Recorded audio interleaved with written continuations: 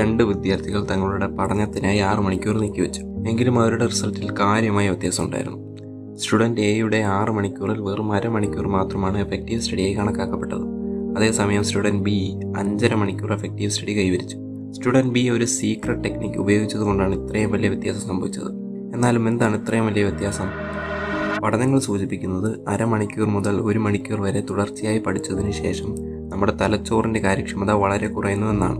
ഇതിനർത്ഥം നിങ്ങൾ തുടർച്ചയായി 6 മണിക്കൂർ പഠിക്കുകയാണെങ്കിൽ നിങ്ങളുടെ എഫക്റ്റീവ് സ്റ്റഡി സമയം മിക്കവാറും അരമണിക്കൂർ മാത്രമായിരിക്കും. ഈ കാര്യക്ഷമത ഇല്ലായ്മയെ മറികടക്കാൻ നിങ്ങൾ സ്റ്റുഡൻറ്റ് ബി ഉപയോഗിച്ച രീതി സ്വീകരിക്കണം. അതാണ് പോമോഡോറോ ടെക്നിക്ക്. പോമോഡോറോ ടെക്നിക്ക് ഉപയോഗിക്കുന്നതിലൂടെ ഓരോ അരമണിക്കൂറിന് ശേഷം നിങ്ങളുടെ തലച്ചോർ 100% റീചാർജ്ഡാകും. ഇത് നടപ്പിലാക്കുന്നത് വളരെ ലളിതമാണ്. ഓരോ അരമണിക്കൂർ പഠനത്തിന് ശേഷവും നിങ്ങൾ 5 മിനിറ്റ് ഇടവേള എടുക്കണം. ഈ 5 മിനിറ്റ് ഇടവേളയിൽ നിങ്ങൾക്ക് ഇഷ്ടമുള്ള ഏത് ചില്ലിങ് ആക്ടിവിറ്റിയിലും ഏർപ്പെടാം. അങ്ങനെ നിങ്ങൾ എത്ര മണിക്കൂറാണോ പഠിക്കാൻ ഉദ്ദേശിക്കുന്നത് അത്രയും നേരം ഈ സ്റ്റെപ്സ് കണ്ടിന്യൂ ചെയ്യാം.